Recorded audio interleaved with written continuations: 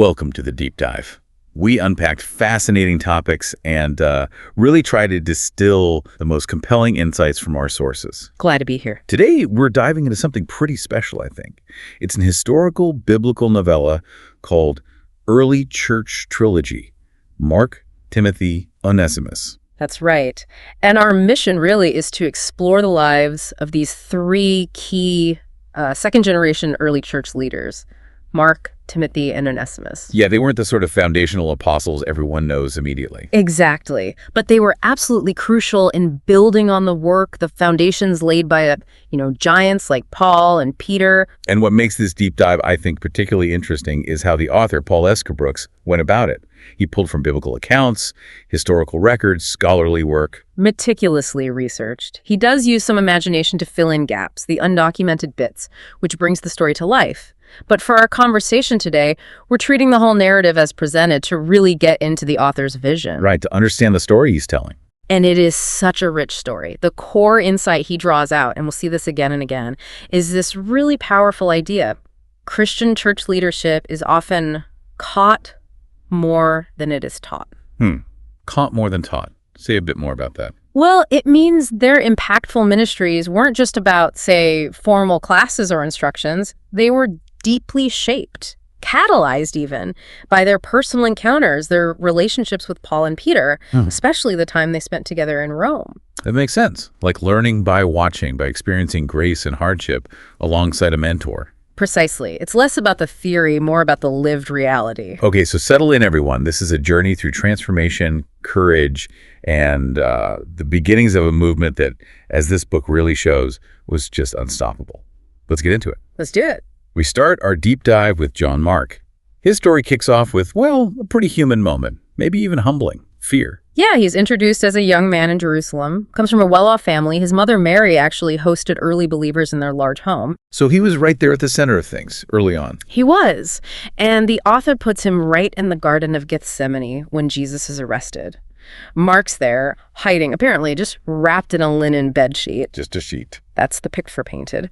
And when the guards grab for Jesus, Mark panics, twists away, and just bolts, fleeing naked in the night, leaving the sheet behind. Wow. Talk about an embarrassing moment. And the author even suggests this might be the same Mark who was maybe the rich young ruler Jesus encountered, the one who couldn't give up his wealth initially, but maybe did later. It really makes you think, how does someone bounce back from that kind of failure, that shame? That's a huge question. The author mentions he found some comfort from Rhoda, his mother's servant girl, and his mother Mary helped too. But it wasn't just that, was it? No, not at all.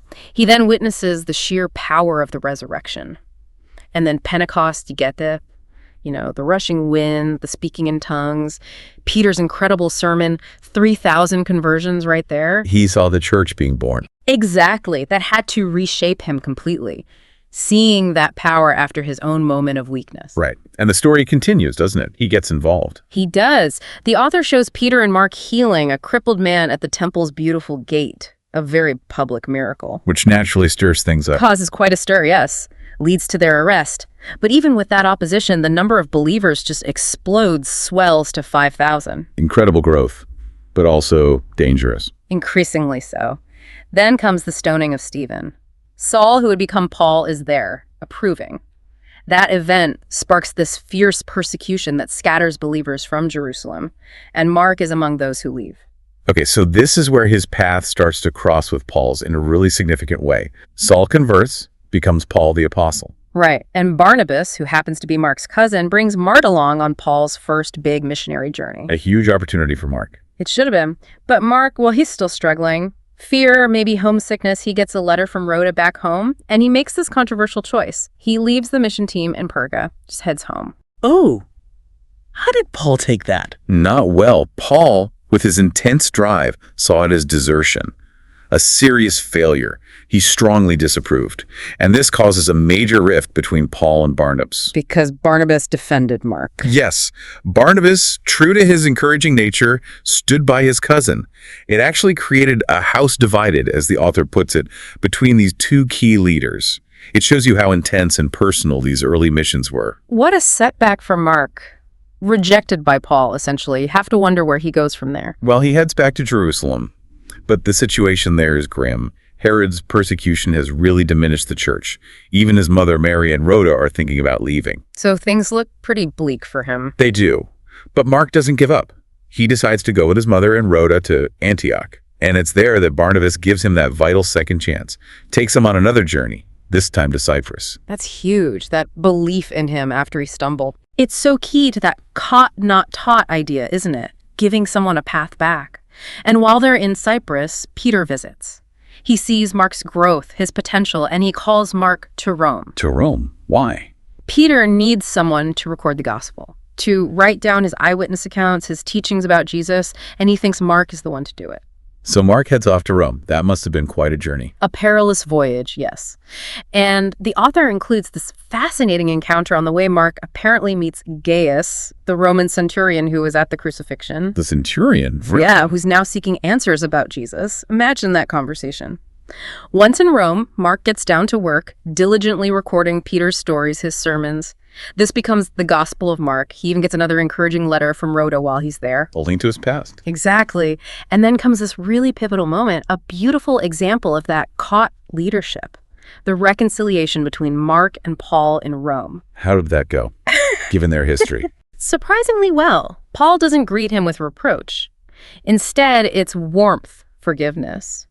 Paul actually acknowledges Mark's growth, his maturity. Wow. That's powerful. It really is. Think about it, Mark. The guy who fled, the guy who deserted the mission, is now standing before Paul. And Paul offers grace. He tells Mark he's valuable, asks him to finish the gospel, and even visit him again in prison. That's leadership being caught, through forgiveness, through seeing redemption lived out. That changes everything for Mark, surely. It must have. Peter then gives him specific instructions for the gospel. Capture the urgency, the power of Jesus' ministry, really focus on the cross and resurrection. But Mark's story doesn't end with writing the gospel in Rome. No, not at all. He meets a man named Magdi from Alexandria, Egypt, who's desperate for the gospel message to reach his city. This plants a seed in Mark's heart, a new calling. But things are getting dangerous in Rome itself, right? Under Nero. Very dangerous. Persecution escalates and Peter is arrested. Mark visits him urgently in prison. Peter gives his final encouragement to finish the gospel, and then makes that famous request to be crucified upside down. Feeling unworthy to die the same way as Jesus. Exactly. A profound moment of humility Mark witnesses right before Peter's death. So what does Mark do then? He travels to Ephesus, joins his mother and Rhoda there, and finishes his gospel account, driven by Peter's final charge. But that seed planted by Magdi takes root. Mark then journeys to Alexandria. Into another hostile environment. Increasingly hostile. He builds a church there, but opposition grows. He's eventually betrayed by someone named Crispus, dragged before the governor Aquila. He stands defiant, refusing to renounce his faith. And the outcome? Tragically, he's martyred on Easter Sunday, of all days, dragged through the streets until he dies, praying for forgiveness for his persecutors. What a journey, from that terrified kid in the garden to the steadfast gospel writer and martyr. It's an incredible transformation. His legacy isn't just the words he wrote, which shaped billions of lives, but his faithfulness through immense suffering. It shows how even our failures can be redeemed. That's caught leadership in its rawest form. Absolutely powerful. Mark's story sets a high bar for transformation. Now, speaking of transformations, let's shift to Timothy. He also starts from a place of, uncertainty. Very much so. His story starts in Lystra. He's a young man wrestling with his identity. His mother, Eunice, is Jewish. His father is Greek, and his grandmother, Lois, is also Jewish. He feels caught between worlds, like a half-breed, as the author puts it, not really belonging anywhere. That inner conflict, that search for belonging, must have been tough. It definitely sets the stage for his later journey. Then Paul and Barnabas arrive in Lystra. They perform a miracle healing a crippled man. And the reaction is unexpected. Very. The locals in Lystra have this legend about Zeus and Hermes visiting them in disguise, so they see this miracle and immediately think Paul and Barnabas are Zeus and Hermes. They try to worship them. Wow. Talk about a culture clash. Right. It shows the challenges they faced. But then things turn dark. Paul is stoned by opponents, dragged out of the city, and left for dead. Left for dead. Yeah. But then, miraculously, he recovers. He just gets up. Imagine young Timothy witnessing that. That had to leave a mark. seeing someone nearly killed for their faith, and then seeing that kind of power. The author suggests it was absolutely formative. It wasn't a gentle introduction to Christianity for Timothy. That raw display of suffering and power likely solidified his conversion. And Paul must have seen something in him. Clearly. Because Paul returns to Lystra later and specifically calls Timothy to join him and Silas on his second missionary journey, and Paul gives him those famous words of encouragement. The ones about fear. Exactly. God has not given us a spirit of fear and timidity, but of power, love, and self-discipline. That becomes Timothy's anchor, something he really catches from Paul's own example. So Timothy hits the road with Paul. That must have been an intense education. Like an apprenticeship on steroids, really. He's traveling across the Roman world, witnessing everything firsthand. In Philippi, he sees Lydia converted, the slave girl exorcised, Paul and Silas imprisoned after an earthquake, the jailer's conversion. Just one event after another. Constantly. Then Thessalonica, where they're accused of turning the world upside down. Berea, where the people eagerly check the scriptures. Athens, Paul's speech on the Areopagus. Corinth, Paul making tents with Priscilla and Aquila. Timothy saw it all. He learned leadership on the ground in the midst of chaos and opposition. Paul was clearly grooming him, wasn't he? Absolutely. Intentionally molding him. And after all that, Timothy is appointed as the lead elder back in Ephesus, a major responsibility. Ephesus was a big, important church, but also challenging. Very. Thriving, yes, but full of challenges. Timothy has to deal with false teachers, guys like Hymenaeus and Alexander. He faces opposition because he's young. People look down on him. That must have been hard, especially given his possibly timid nature initially. Definitely. But he holds on to Paul's charge.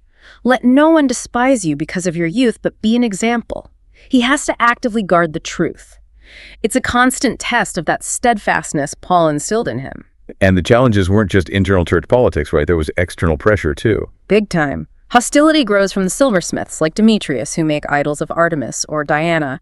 Their business is threatened by Christianity. This eventually explodes into that massive riot in Ephesus. Right, the one in the theater. Timothy was right in the thick of it. He was, and during this period, the author highlights Timothy's personal struggle too, his love for a woman named Selene, likely from his hometown. We see this through letters they exchange. A conflict between his calling and his personal desires. Exactly. Priscilla actually gives him wise counsel on balancing love and ministry, maybe contrasting his path with Paul's choice of singleness. It shows the real human cost of his commitment. That personal cost seems to come up again later, doesn't it? It does. Timothy takes a month-long visit back home to Lystra. The author calls it a test of the heart. He sees his mother Eunice, his grandmother Lois again, who had lived longer than expected but passes away soon after. He reconnects with his past. And Selene. He has an emotional farewell with Selene. It seems clear he's choosing his calling, knowing it means leaving that part of his life behind. Profound sacrifice. And no sooner does he make that sacrifice than duty calls again. Urgently. Right. Paul sends an urgent summons. He's in his final imprisonment in Rome under Nero and wants Timothy by his side.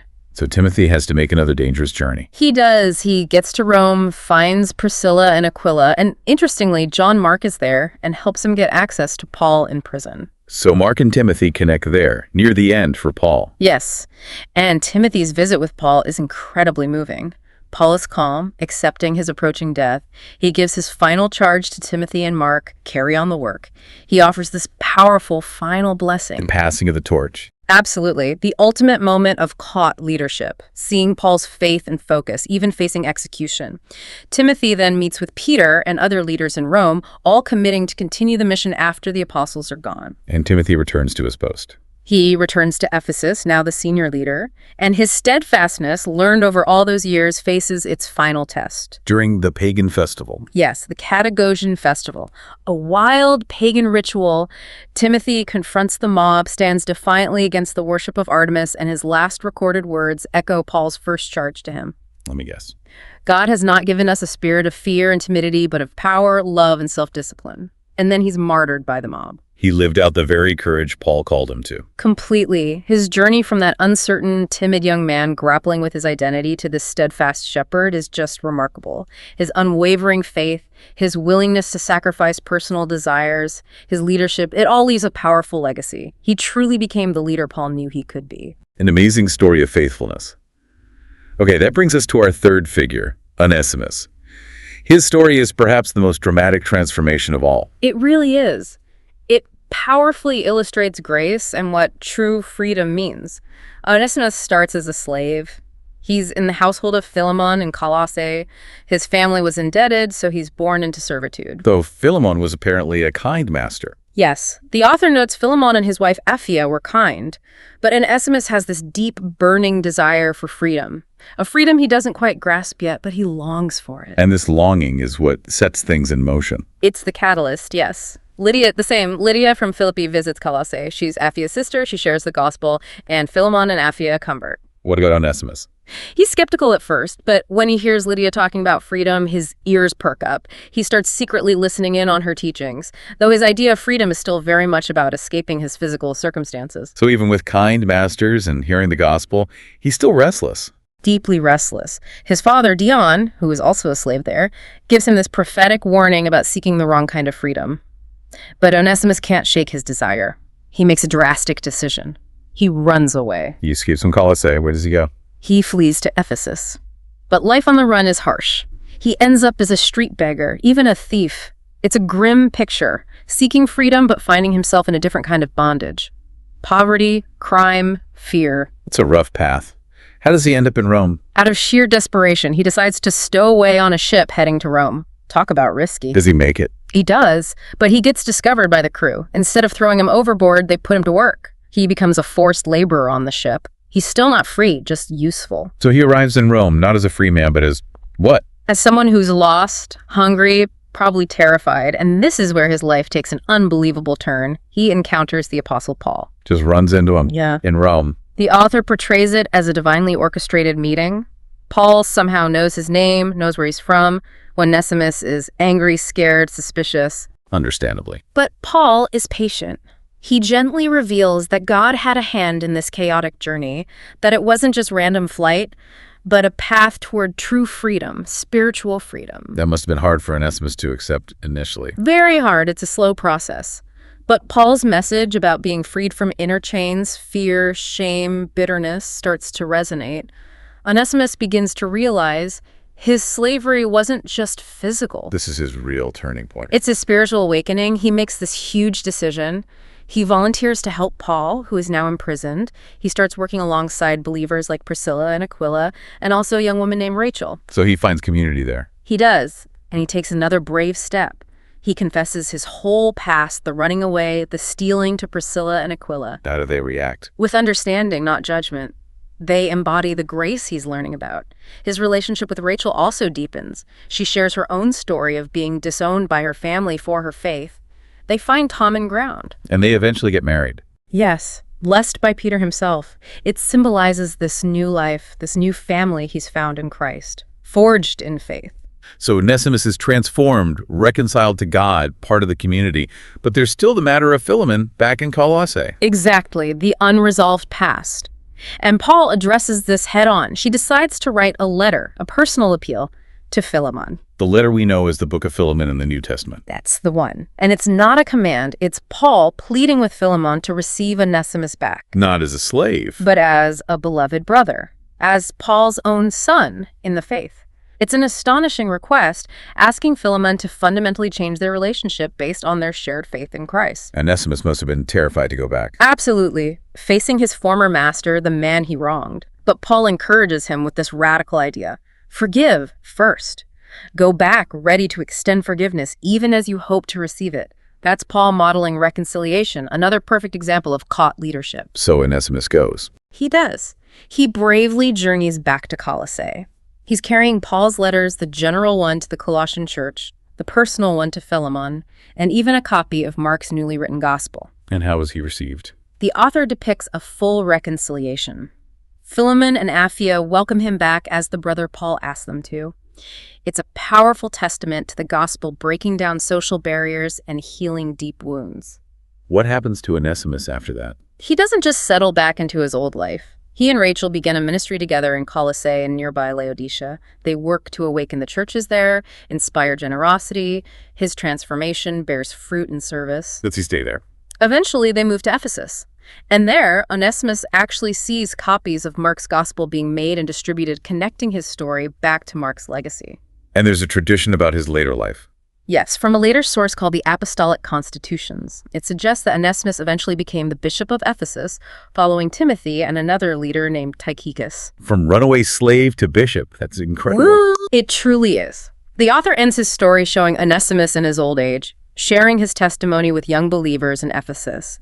And he emphasizes this profound truth. Philemon was no longer his master. Christ was his master. That was true freedom. What a powerful note to end on. Onesimus's legacy is just the stunning picture of grace, forgiveness, and genuine freedom. From runaway slave to beloved brother to leader, it shows how faith can radically change not just a life, but a destiny. The most unlikely people becoming agents of change. Wow. What an incredible deep dive we've had today, looking at Mark, Timothy, and Onesimus. That central idea from the early church trilogy really comes through, doesn't it? It absolutely does. These three men, so different in their backgrounds, their personalities, their struggles, yet all profoundly transformed. They became these crucial second-generation leaders. Really building on what Paul and Peter started. Exactly. And it hammers home that concept we started with, leadership being caught more than it is taught. Right. It wasn't just about sermons or lessons. No, it was about immersion, observation, seeing faith lived out, feeling grace firsthand, being shaped by shared struggles and triumphs alongside giants like Paul and Peter. It was apprenticeship in the deepest sense. You see it in each story.